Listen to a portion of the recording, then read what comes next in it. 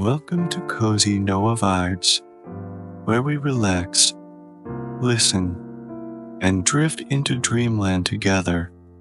As always, I'm your host Noah, and I truly appreciate you being here tonight. Tonight's story will be narrated by Marcellus, and we'll witness the magic of sports. A spontaneous basketball game decision will bring together two new friends who might never have met otherwise. You don't need to be a basketball enthusiast or a sports fan to enjoy this story and get a good night's sleep. Now, the day is over, and any responsibilities to the outside world have faded away. Relax. This is your time to rest and recharge. So, let go of any resistance and do what you need to do. If it helps, focus on your breathing. Feel the air moving in and out of your body. Notice the points where your body touches the mattress. Feel your body move and settle with each breath. As the air gently moves in and out, notice your body. Relax more with each exhale. If thoughts keep coming up, don't worry. That's completely normal. It's not something you need to resist. Simply acknowledge their presence, but don't feel you need to act on them right now. Let them fade into the background. If they're important, they'll come back when you're better able to handle them. Let this time be completely yours. Completely relax. As you continue to sink into your bed, let's begin tonight's story. The story takes place in a high school gymnasium with a young man named Jaron. Story: Jaron Cole stood in a gymnasium. But it wasn't just any gymnasium. It was his gymnasium. The wooden floor was springy, with a few cracks, and everything looked just like it did in his middle school and high school days. Jaron hadn't been back here since the last week of high school before he moved away for college, almost forgetting about this place that used to be his second home. Now a sophomore, he had a rare 3-day weekend and decided to visit his hometown. His parents were out for the evening, and he was about to take a nap in the quiet house when suddenly, he felt the urge to go to the old court. He was pleased to find the door unlocked, just as he had expected. In the past, he had always craved every free moment on the basketball court, learning the gym's weekly open schedule. For years, the schedule had never changed.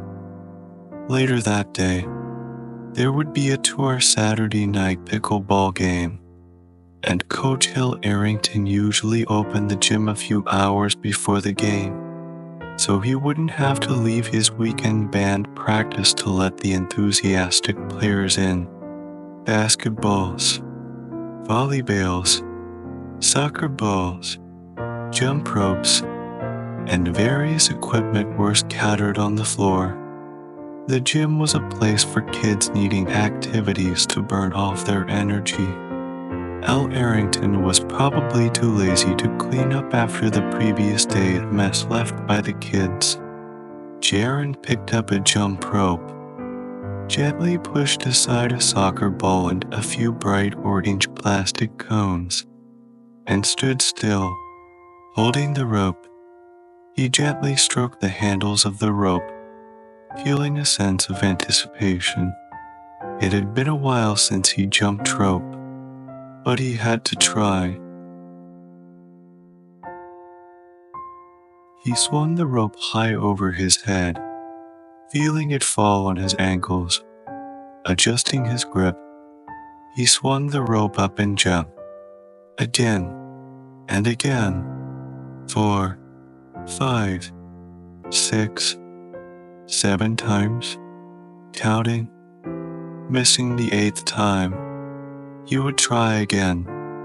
He adjusted his posture, swung the rope, jumped, jumped, finding a good rhythm, his feet lightly tapping the floor.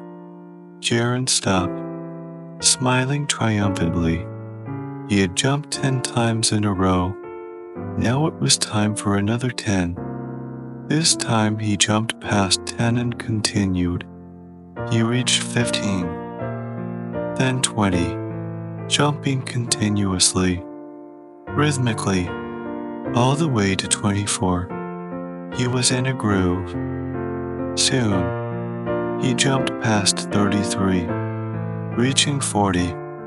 Deciding that was enough for today, Jaron put down the rope, bent over, hands on his knees, taking a deep breath, then remembered the proper way was to raise his hands to help his lungs get more air. So he straightened up, stretched, put his hands behind his head. After a few minutes of deep breathing, he looked around. He remembered those nights sitting in the cold bleachers watching his sister play volleyball, scratching a coin against the faded gray paint beside him.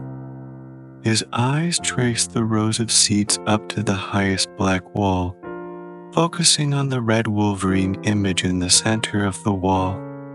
The school mascot. A good one. His friend Ray was the one who wore the rubber suit and jumped around crazily during halftime shows. His habit of waving fake claws almost cost him the job, but it was all in fun. Jaron stretched, bending his arms and spine to the side. The stretch felt good. Then he calmly walked to the free throw line, where a leather basketball lay.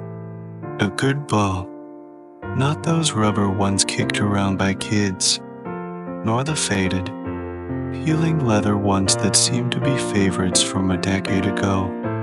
It was a game ball.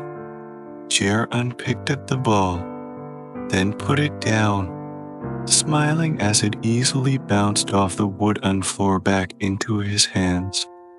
He bounced it a few more times. His feet moved, body slightly turning. He finally caught the ball, stood firmly, shoulders aligned with his feet, checked his hand placement, then looked up at the hoop.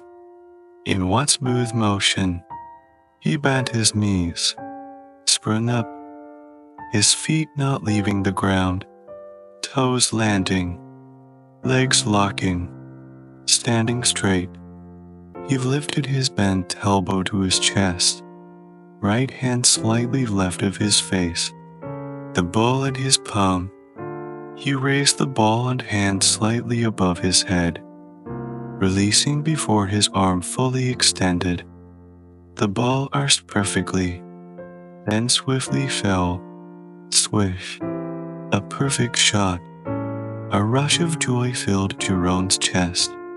An indescribable feeling, like standing outside his parents' house.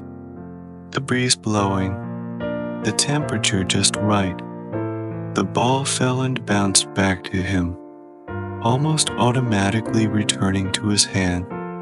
Jaron stood still, catching the ball, repeating the motion, letting the ball drop, bouncing back into his hand. He adjusted his feet, aligned with his shoulders, checked his grip, bent his knees, shut. This time hearing the hollow void sound, a missed shot. The ball bounced off the rim. Expected.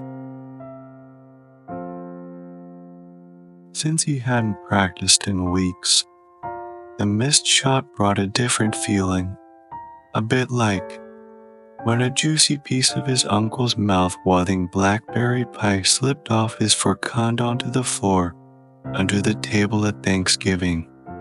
This time Jaron had to leave the free throw line, catching the ball before it rolled too far, returning, standing again, repeating the motion, Swish, boing, swish, swish, swish.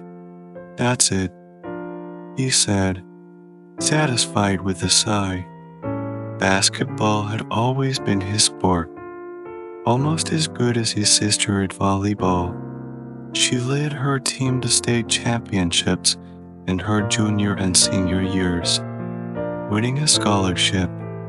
Coach Wood had always been tough on his free throws, saying free throws often decide games. Coach would smile seeing my shooting now. Jaron chuckled to himself. He continued the routine. Swish, boing, swish. It was a relaxing rhythm, allowing him to fully immerse without thinking. Like washing dishes, Jaron was preparing for his final round of free throws when he heard the heavy metal door at the far end of the gym close. A newcomer had arrived.